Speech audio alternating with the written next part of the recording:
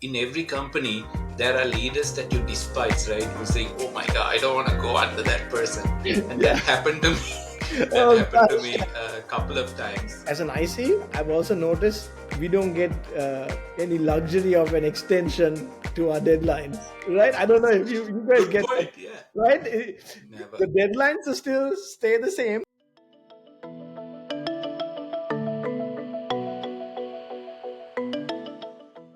Welcome to Our Tech Chronicles. And this is our season 2. I can't believe we completed 18 episodes and this is technically 19.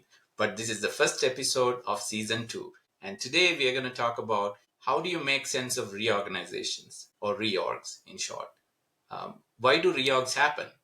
And what sort of impact we call reorgs tax, right? What sort of impact it makes on teams, and we're going to talk about how you're going to lead through such reorgs and what opportunities are present and some real life lessons that we could share. Love it. Love it. I think this is going to be a really fun conversation because I think you and I have been through many reorgs. And personally, for me, I've been through a few reorgs as an individual contributor and as a manager as well. So we'll have some really unique perspectives to share, right? All right. So before we get started, uh, have you ever looked at the new org chart and thought, wait, where am I? Why am I there? My God, all the time. It's like, why didn't I move or why did I move? Do you have any fun stories to share? Yeah, I mean, there was one scenario where I got reorged in, but then there is a twin who does the same thing I do. And I keep wondering, why do we have two people doing the same thing? So, and these kind of things create anxiety, right? Am I only here temporarily? Or is the other person going to get promoted? So lots of questions, lots of anxiety too. I feel you. I feel you. I have a funny story, right? So I was an architect on the platform team, right? And then suddenly they announced a reorg. And when I looked for my name, I found my name under the networking org. And I have no background in networking at all, right? And I was an architect in the networking org. And I was like, wait a minute, is this a mistake? Why am I there, right? And I spoke to like one of our chief architects, and he said something that gave me a lot of confidence. He's like, we really liked how you thought and built the platform team, and we want you to bring that platform thinking into the networking org because it operates differently.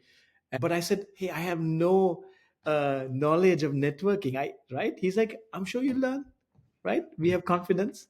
And turns out after 3 years, it was probably the best stint I've had at this company. I really enjoyed it a lot. I learned a lot, worked with some amazing people, and it was like a brand new. It was like a new company for me, right? So that was fun. That's fantastic. I remember another scenario. I got reorged into a team that had a revolving door for Okay. leaders. So Mm. obviously, I was nervous to take in because people didn't stay there for more than a year or two.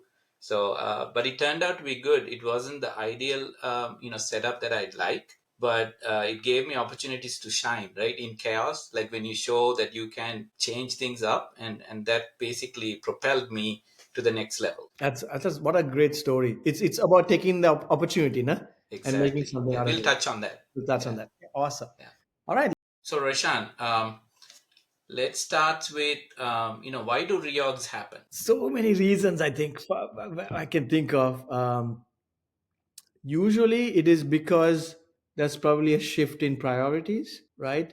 And they want to restructure the team so that the teams are aligned to deliver on this new priority.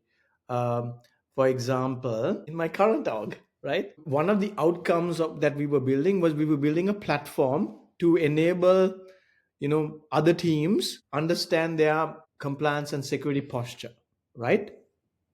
And what happened was suddenly there was a reorg, and now this platform became the primary focus of the new org, right? So maybe we've done something right, so that leadership have identified that they need to double down and have an org focused around it, to influence the rest of the company. So that is one example that actually happened very recently to me. Wow.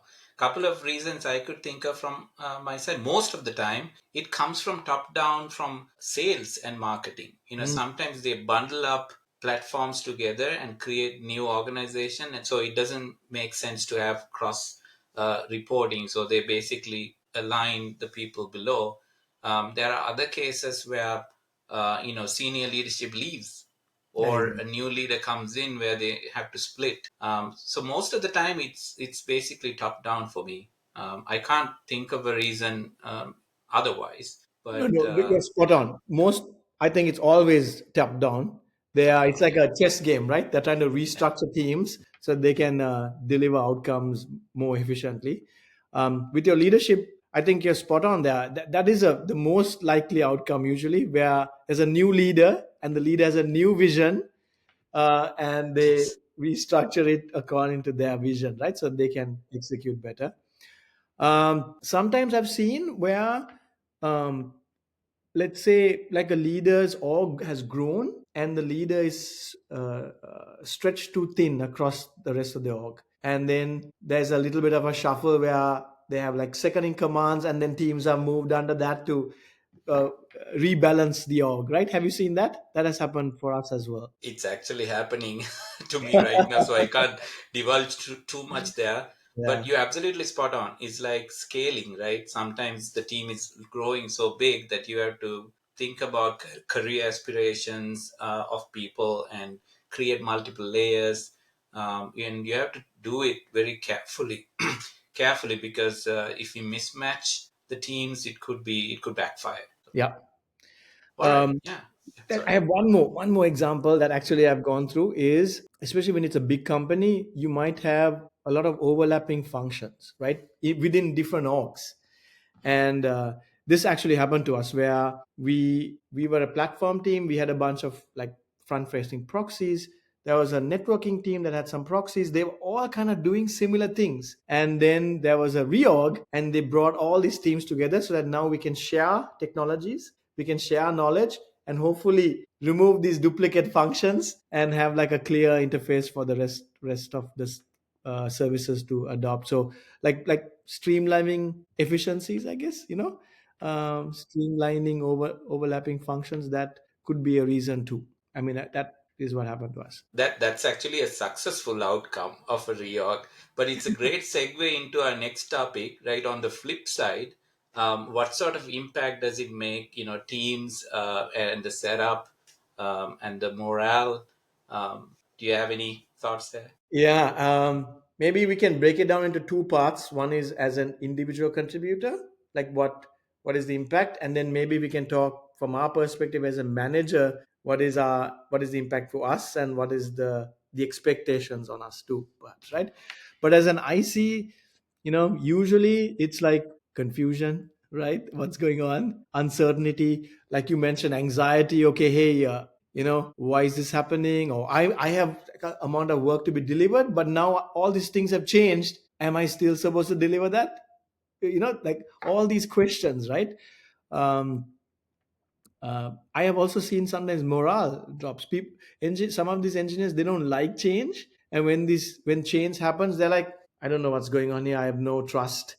I feel like fixing my resume. Unfortunately, right? So those are like things that I've honestly noticed, and I think the big lesson there is, wait, stay calm, let the dust settle. It's going to be messy in the beginning, but wait it out and then see uh, what you can do. And we'll talk about that in the next section too, right? But that's an IC perspective. What have you want to add to that? Absolutely. I was smiling when you say morale drop, because guilty, right? My morale dropped because, in every company, there are leaders that you despise, right? You say, oh my God, I don't want to go under that person. And Yeah. that happened to me. That Oh happened to gosh. me a couple of times, but Yeah. not recently. Yeah. But you know what I mean, right? Then I your know. morale drops. It's like, oh my God, I'm not going to see the light of day. Yeah. Um, But I think the advice to the audience here is just like you said, wait it out Yeah. and be patient and do your job right. You don't need to worry about anything else, and Mm. things will play out. And that's what I did. Like, I was focusing on what I need to do. I didn't care who's above me, and I wanted to have my independence.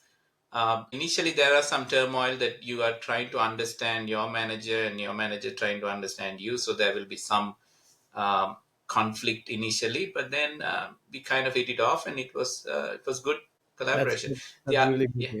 yeah. The other thing I wanted to say is, in terms of impact, usually with reorgs, sometimes the processes that have worked vanishes, right?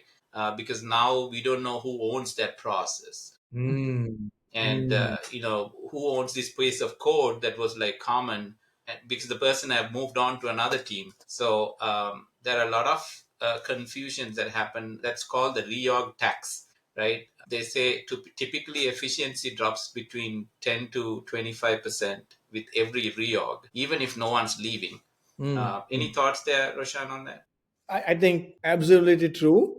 I've seen because of the confusion and then maybe bringing new people in or people leaving, right? There is a definite drop. But as an IC, I've also noticed we don't get any luxury of an extension to our deadlines, right? I don't know if you guys Good get that, point. Yeah. right? The Never. deadlines are still stay the same. We are supposed to figure this thing out and ramp up again and still deliver it. So that is something that got to live with, I guess, right? You know what's even worse? Yeah. You'll get new responsibilities added. It's like Yes. no one says, "Hey, you've been doing this before. Now you don't need to do anymore. Yeah. Now you do this." No, you just always add on, and That is so um, true. yeah. I want to talk a little bit about the manager aspect. Like, what is the impact and expectation of a manager through a reorg? So, in my opinion, the middle manager or line manager, they are the severely impacted ones in reorg, because they have to also deliver what they're responsible for, but at the same time have to cope with people leaving, coming back, and like you said, scope doesn't reduce and your work doesn't reduce. So I think they are in a kind of a rock and a hard place. I think the managers have to use the opportunity to keep their best talent. Like, they have to protect them, Mm. go to fight for them, Mm. and sometimes it also gives them opportunity to kind of shed the fat, if you will. Yeah. If you know what I mean, Yeah. because No, there spot there on. are resources who are kind of dragging their feet. This might be an opportunity. Spot on. I want to add a little bit more to that also, right? Especially when the reorg is announced or is just happening. This is very tricky period for the middle manager or the line manager Yes. because they are supposed to stay calm, but provide clarity while not having all the answers sometimes, right? Yes.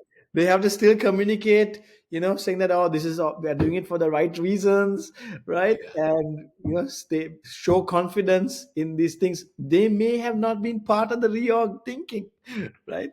But that's it, it is an interesting time, especially that first few weeks, I think. Would Yeah, you and agree? yeah, absolutely. They'll get a ton of questions too, right?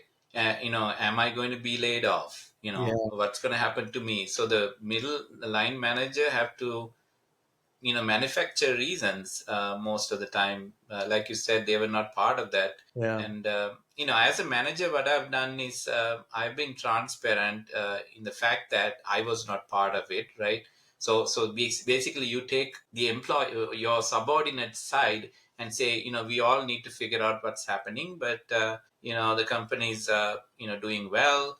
There is no reason anything bad could happen, but things could happen. you know you, you have to dwell in the vaguity of things.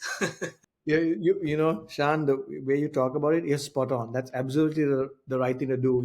You have to like manage your own emotions. You might have a million questions too. You might be really affected. You might be Right. losing your favorite teammate That's or true.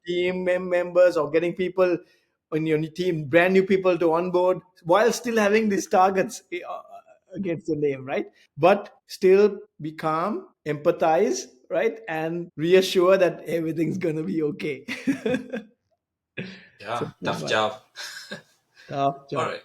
So next thing we can talk about is as a leader, how do you lead through a reorg? Yeah, so we just talked about that, right? The impact of a manager, right? Um, I think the few things that come to mind to me are, one is obviously, stay calm and be present. Understand what is going on. You can ask your questions from your manager who probably initiated this reorg, right? And try and get a sense of, why have they done it, the purpose, the goals, things like that. And then I think the key here for me is being proactive with your team without, like, what I would like to do is I set up like a team meeting immediately after the reorg announcement and say, okay, hey guys, this happened. Here's why they did it to the best of your ability. And this is the right thing to do for the company right now, like all the things you mentioned, right? And now we are better positioned to deliver on these outcomes, perhaps, and create like a safe space for them to ask questions, right?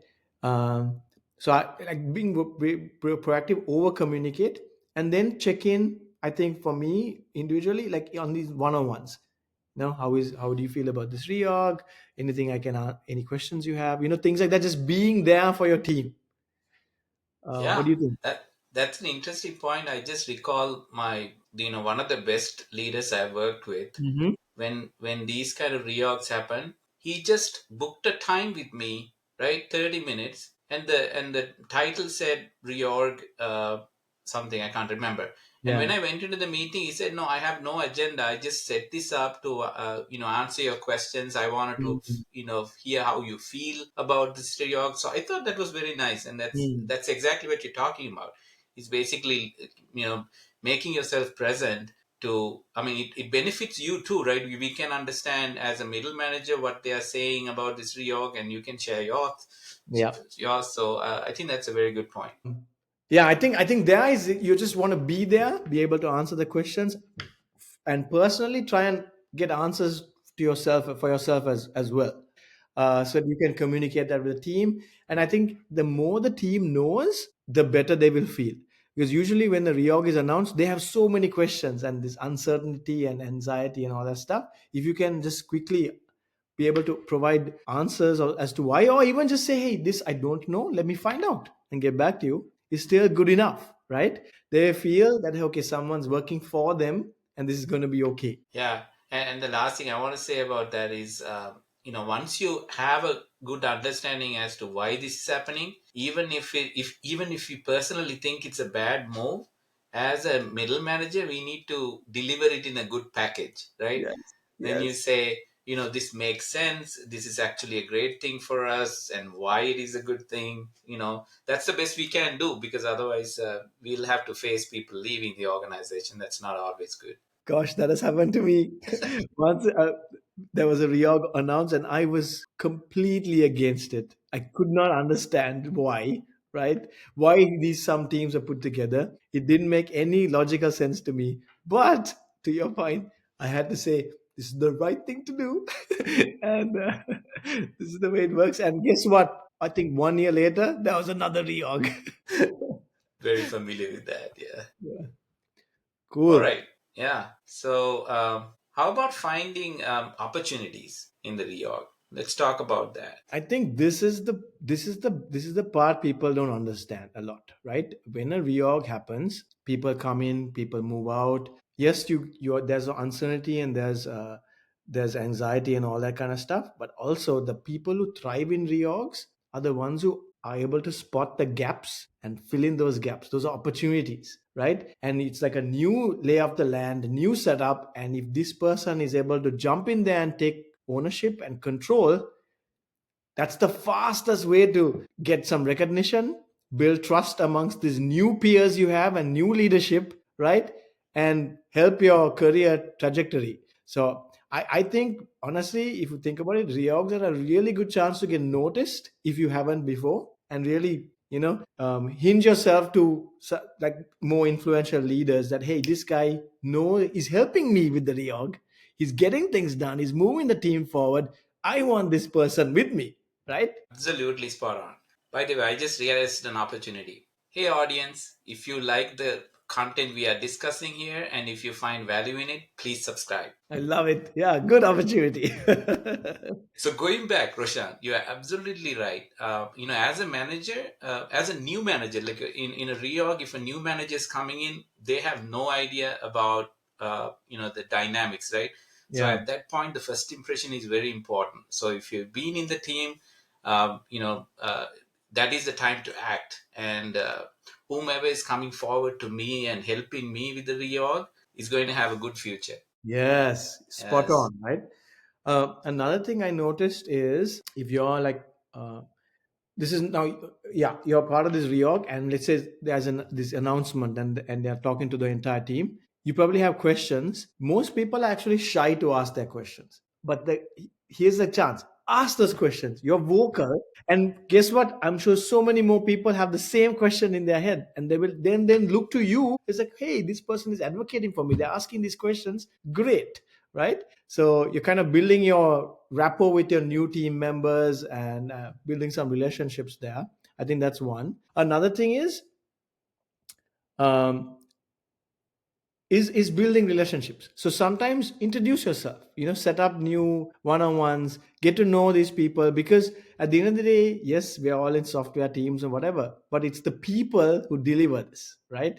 And you have to learn to work with all these, with your peers and your leaders, um, to be able to deliver great outcomes.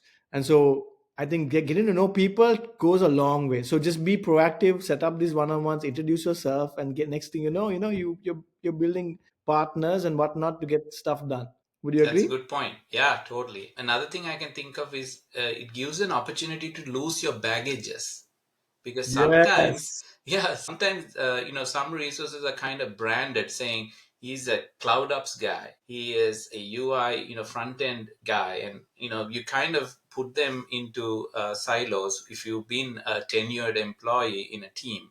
But when a reshuffle happens, that's the opportunity to kind of shed your baggages and take your chance to voice out what areas you'd like to work on, and then grab the opportunity. And most of the new managers, they look for enthusiastic team members who can take on those roles. What do you think? Shan, that is such an important thing you just said, right? Not only that thing about just like your role. Sometimes in your previous org, you were stuck in a like a dead end project. It happens, right? And it's like not visible, but you have to. You are part of that. And when the reorg happens, that's your chance to show some enthusiasm and say, "Hey, I can do this. Let me jump on this other project." And actually, leaders look for that enthusiasm, that energy, uh, when they're building these new teams, right? So that's the baggage is such a key thing that people always, you know, forget about. I would say One more another, thing, Roshan. Yeah, yeah, one more thing. It just came to my mind. A real story, by the way, yeah, is when I took over a new team, uh, a great leader left. Right, I could never compare myself to the leader who actually left. So when I had a conversation with this leader, I wanted to ask the team dynamics. Like I wanted to carry mm, forward a career specific conversation of my employees. And you know what the leader said? I said, I will give you only the positives, right? I will not give you any negatives because I want you to discover. Otherwise, I will be forwarding my bias to you. biases, That yeah. was amazing. Ever since I had gone through the transition, I always do the same thing to whomever is taking over from me. That is really good advice, right? You go in with a positive mindset and you set learn right from there. Yeah, I like that a lot, actually. True Uh, story. That's really good. Thank you for sharing. Another one I would say for managers and ICs is when the reorg happens, have this conversation with your leader, your manager about what is expected of me now, right? Who is doing what, right? Just trying to clarify, responsibilities, scope. Um, has the success criterias changed? I think it's very important. Some people forget about that, and the managers have a different expectation. The developer probably has a different expectation, and then that's where the mismatch happens, right? So just iterate on that, clarify that, make sure that everyone's on the same page. Then you can go about doing your work. So I think that is also an important thing that you can do when the reorg happens, right? Yeah, and similar to that is, like I said, these reorgs usually come from top down. It also gives you an opportunity to see where is the company looking at investing more and which ones they Yeah, are planning to shed. yeah. Because if you're kind of relegated to a platform that they're not focusing on more and moving towards something else, you kind of know now you're going to miss out on this momentum. So you should try your best to basically get on the bandwagon as much as you possible at the early stage of the reorg, saying, "Hey, I'd love to do that." So that's another important point. Yeah, that's so true. I like that a lot too. Yeah, and yeah, and take initiative to learn about it too if you don't know, right? Yes, And read up more and be able to bring something to the table. I think that reorg, that initial few weeks is such an opportunistic period. absolutely.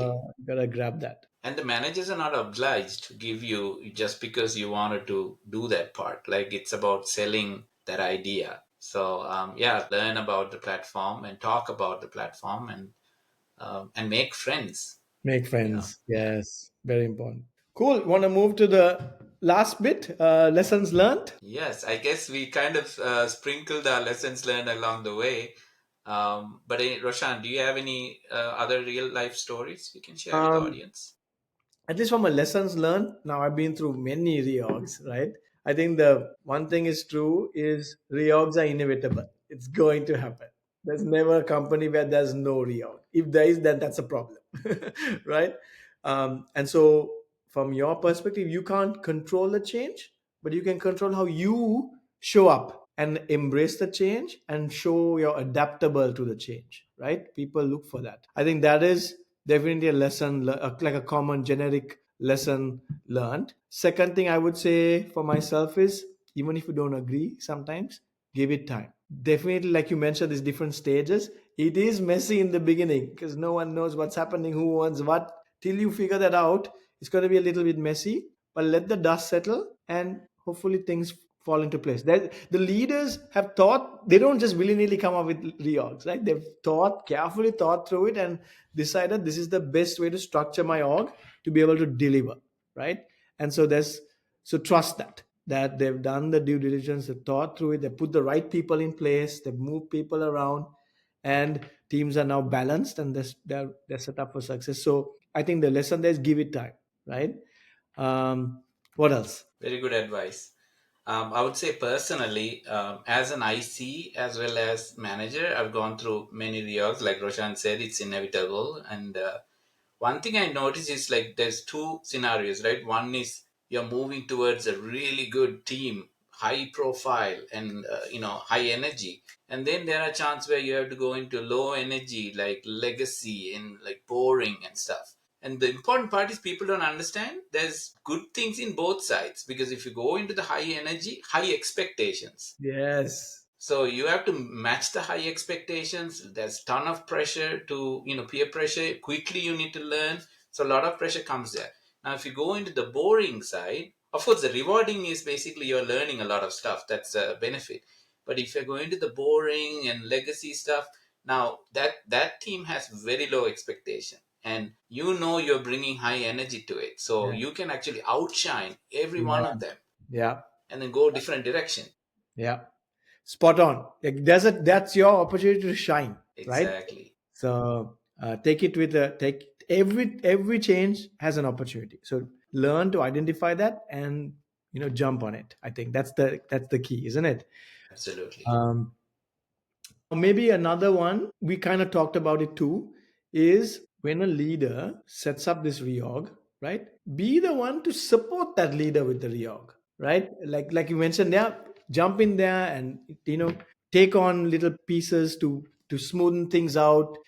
Sometimes just simple things like naming the org, right? Or setting up squads and rituals and keeping everyone aligned. Why I'm saying these are important, because the leader is probably thinking about them anyway, and if you can take care of it for them, the leader is going to look to you like, hey, this is my right hand person, I can trust this person is on it, and automatically your improves your career trajectory, right? Like little things like that go a long way, right? It's a very good point, because, and also these rituals stick, right, in memory. Is Yeah. saying this is Roshan's ritual, right? Yes. Even if you're not present, it's gonna Yeah. stick for a long time. So you're Long. making a name for yourself by creating these processes and rituals. So totally agree. So I think that's a wrap. Let me summarize. So we talked about making sense of reorg, why the reorgs happen. We talked about what sort of impact the reorg brings to the teams and the structures, and then how do you lead through a reorg as an individual contributor, a middle manager, or a leader, and finding opportunities with every reorg. And then we talked about some lessons learned. So we'll see you in the next episode. Thank you. Bye bye. Bye.